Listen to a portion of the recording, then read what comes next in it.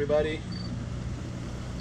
After getting few comments throughout the last few videos, I realized it's a good idea to do a video about how to troll 7 rods without outriggers. Well, first of all, not every day is meant for it, and not every trip to go trolling should involve that. Sometimes you need sharp turns, then 7 rods like that close to each other are not gonna do the job. You're gonna get tangled, which is part of the game, but you're trying to minimize the amount of time that you're getting tangled and stuff like that. So today we're gonna see how to do it. Winds are 13 miles per hour today, beautiful day, but we'll see how rough it is. The conditions are not suitable for it. It's another issue that you have to always understand. I always say that it's better to troll less rods and stuff, but make sure that they swim very well and that they're presented very attractive to the fish. Trolling 7 rods when they're not swimming right is not going to help nobody. So better quality than quantity. So going trolling many times involves many hours of no action, just dragging and hoping to find the fish that's going to finally strike. So when you troll 5 and for a while there is not a strike, you always wish you could add another rod, and that's exactly what I'm doing. My ideal setup is probably 5 rods, but sometimes it takes time until we finally get a strike or anything. So to maximize the chances, I like to add a few more options for the fish to choose from. Also, it's helping me to try out new stuff, new things, all kinds of lures, all kinds of rigs. That helps me with that. Hopefully there is not too much seaweed, because it's a pain to always run from one rod to the other to clear the seaweed away.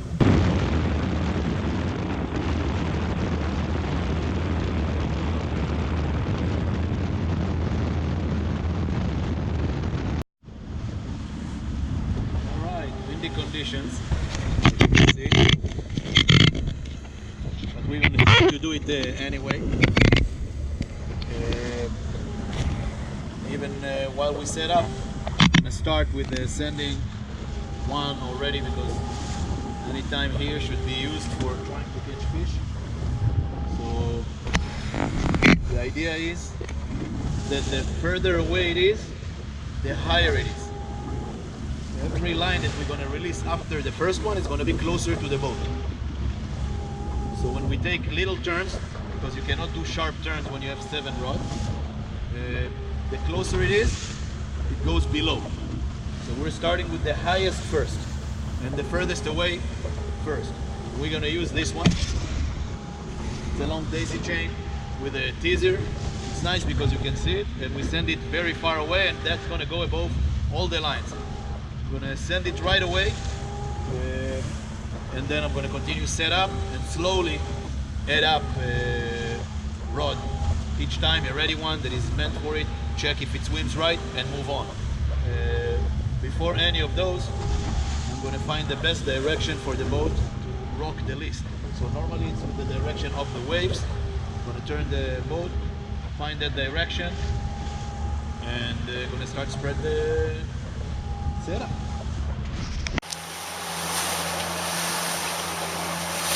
Alright, found the direction of the waves. The boat is moving nice, about 6 to 8 miles per hour, and I'm starting on the slower side, so we rock the least.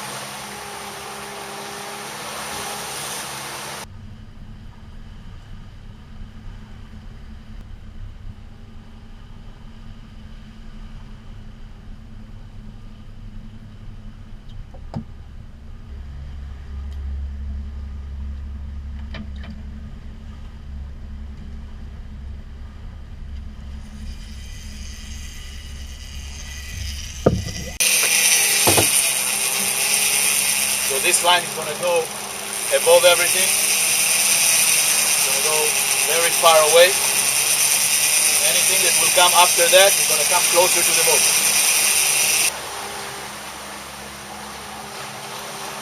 Very easy to release seaweed if it gets stuck with it. You don't have to retrieve it all the way. Reel it in a little bit, fast, shake it a little bit. Normally you don't have to bring it all the way to get it clear. So the next one, the same thing, low maintenance lure. It's going to be the pink skirt. It's basically on the top of the water, almost no weight, and it goes much closer to the boat in relation to the far away one, where we always pay attention to where the line meets the water. We don't want this one to cross it, to go over, so it has to be a little bit closer than that.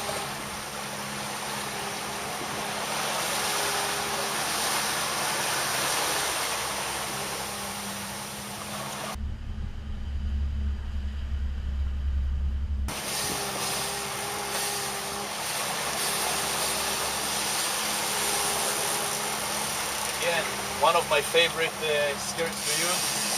Something about this one, very attractive, very effective for the fish. Almost have no resistance. So it's very easy to troll with it even in high speed. Always no problem. Always have to pay attention to where the lures are and how they swim.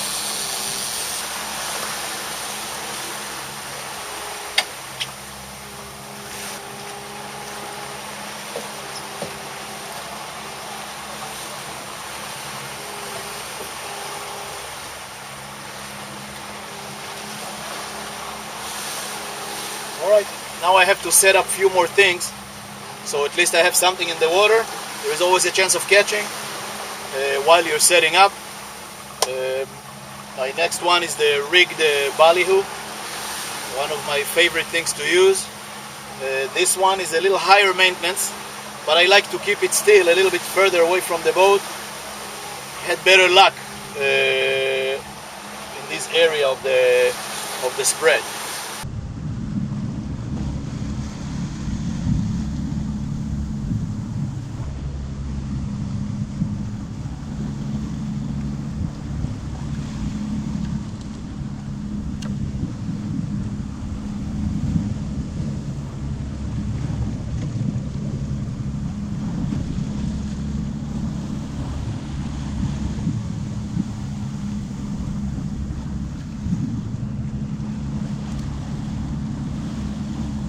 Pay attention that it comes through the center right here, and then this one locks it in place.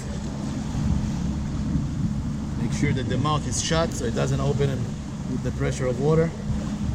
You don't need the whole beak, just a little bit of it. The rest of it rig up. Make sure this one comes out. Here's the finished product. Beautiful, beautiful. Then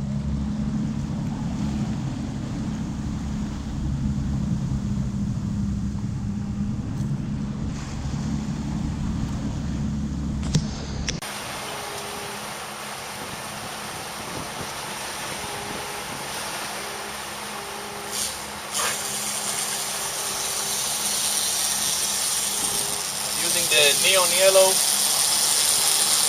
one of my favorite colors to use. Yes, it draws a lot of attention.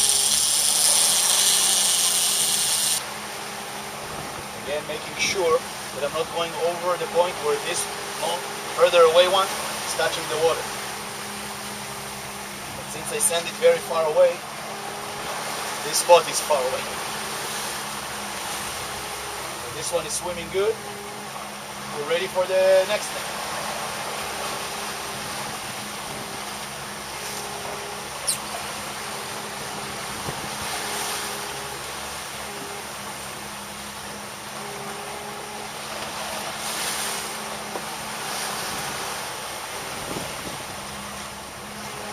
Remember, we stagger them.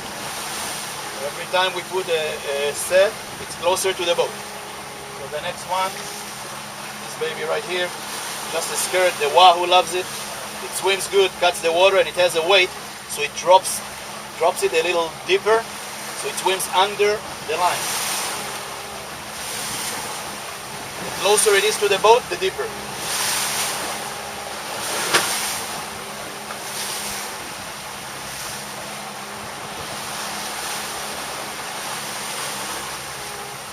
since I put it on the left, I'm making sure that it's closer than the point that the left rod is touching the water. So anything that would happen is going to go under the further away line. The same thing we're going to do in the right. On the right side, we're going to send the daisy chain that has a little weight throughout the whole thing. And even the end of it is a little heavy skirt.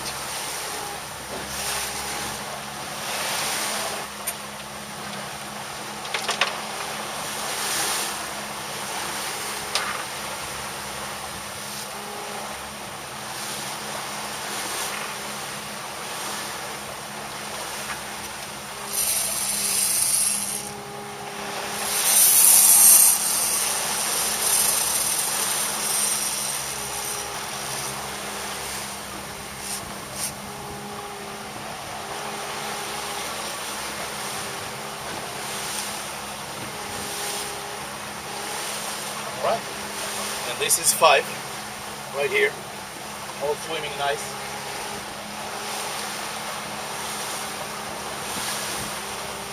That's perfectly fine to stop right here. Just do the 5, and sometimes you do it for hours and you wish you could add 1 more, 2 more, whatever. So that's the case right now. So we're gonna send 2 lures. One is diving more than the other, so the one that swims with less resistance is going to be sent right now a little bit further away than the deepest diver.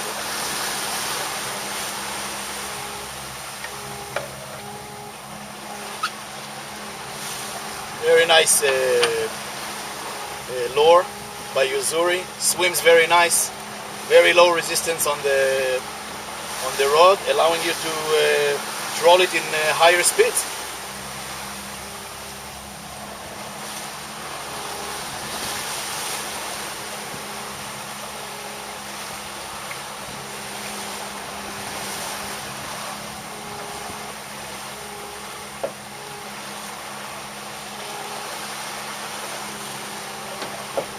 Again, when we put it in, we want to make sure it's closer to the boat than the point where the one before it is touching the water.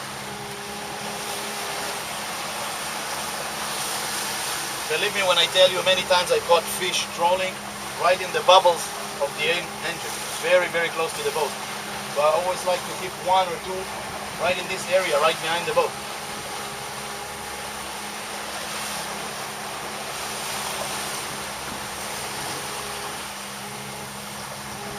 Alright, so it's been good. Always make sure that it's not cutting to one of the sides. Sometimes after a strike, after you're using it more than the first time, something changes and it doesn't swim properly. So this guy's swimming nice. The next and 7th one would be on the other side, the deeper diver.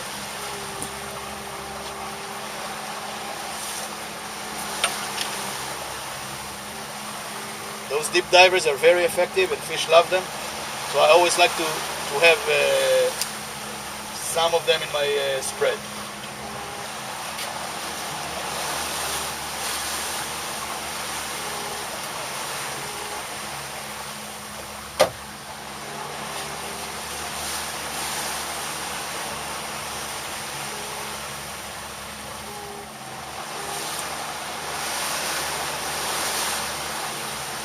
Alright, and there you have it.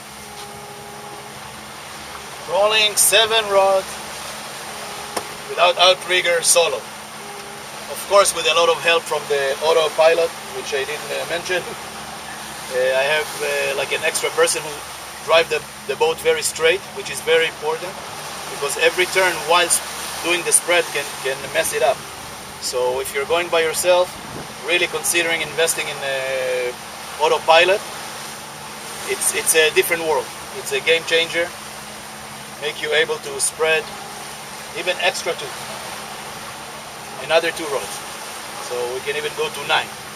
But 7 is good because if we get a fish very far away, many times you see me in the videos, I'm reeling in the closer ones so we don't get a mess. And sometimes we do get a mess, so that's part of the business. Don't be afraid of it. Just learn how to get out of it quick. Don't try to untangle and stuff. Just cut it and reset up as quick as possible. Right now it's 7 miles per hour, and with the pushing waves getting also almost to 9.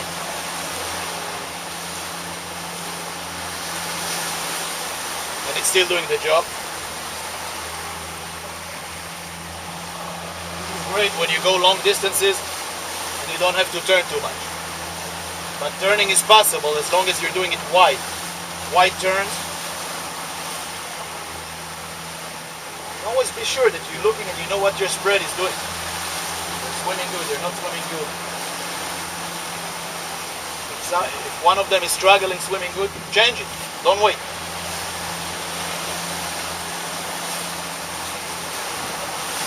Would be something to get an attack right now, huh?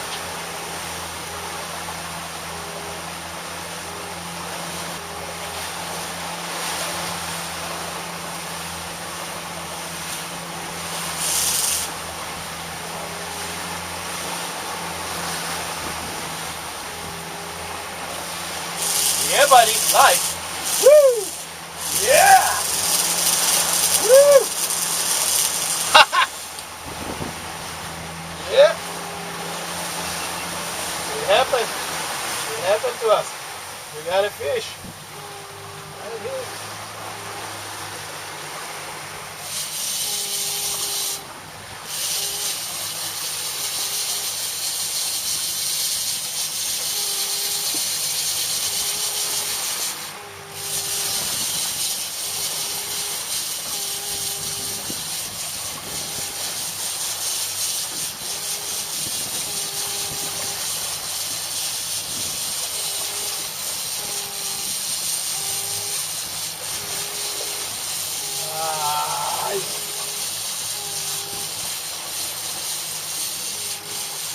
That was on the ballyhoo.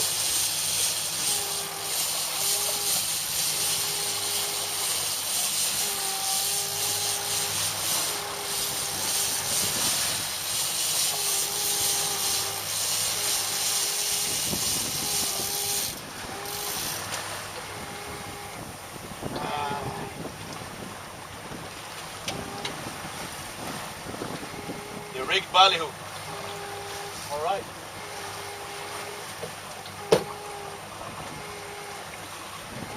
Got it live exactly how it's done.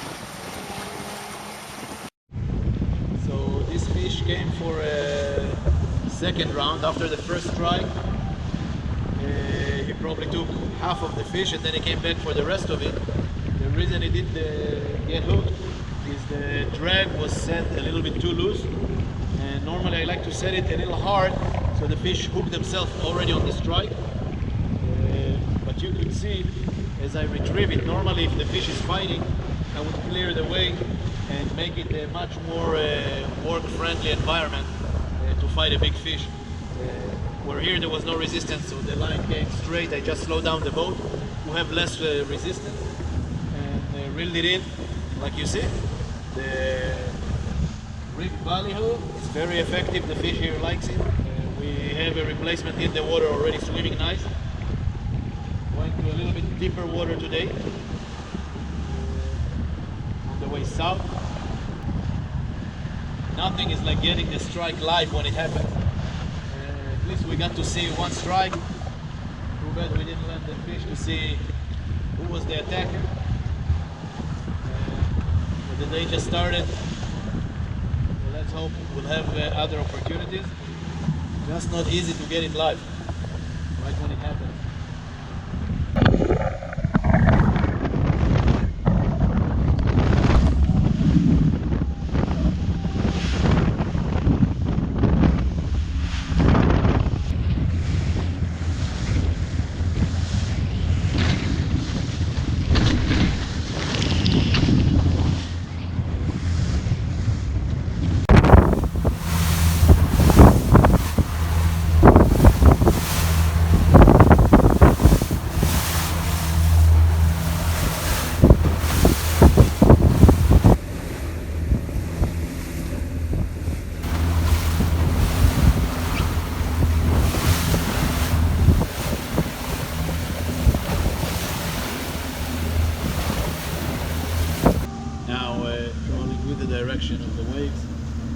make you feel like it's a whole different day. You don't get beat up. The change of the speed is actually something I really like. Many times when the lower speeds up like that, the fish really get excited by that. Lots of waiting so far. No bites.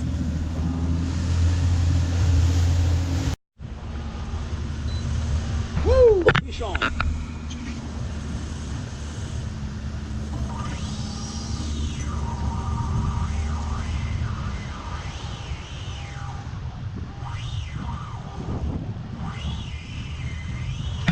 Woo!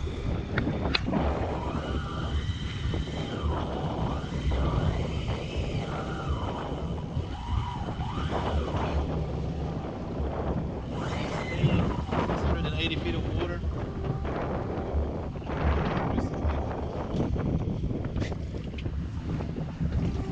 Oh, the Lord, that was right in the mouth. Oh. Wow.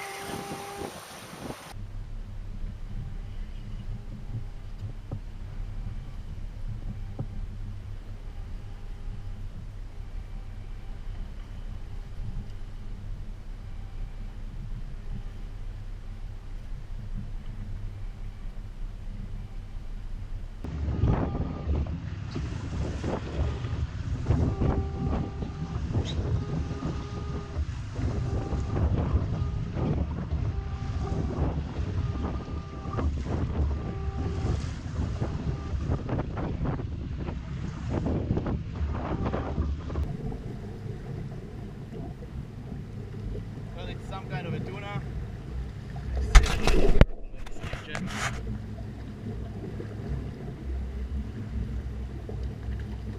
Yeah, nice.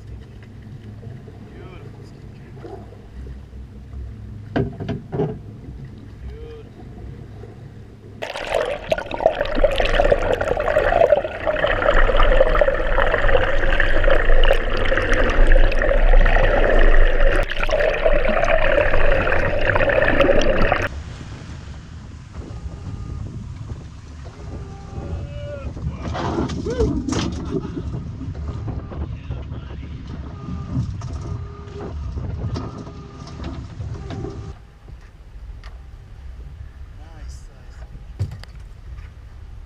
Beautiful tuna. Nice skin check.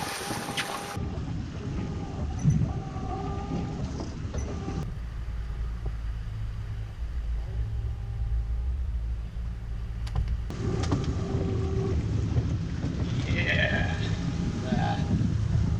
Make a mess. Beautiful fish, beautiful colors.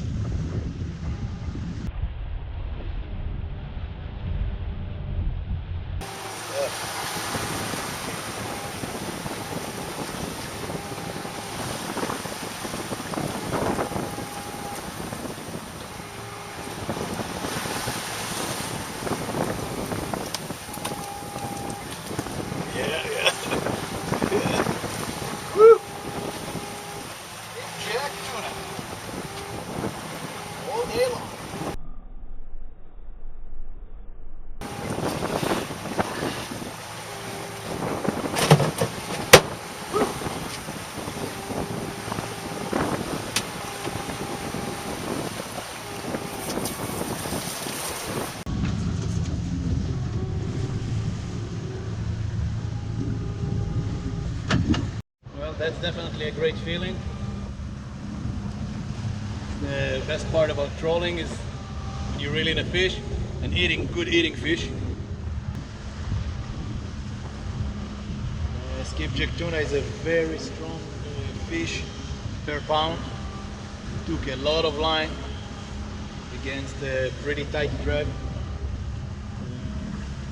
Not once it finished its first energy, it's pretty much comes to the boat pretty easy.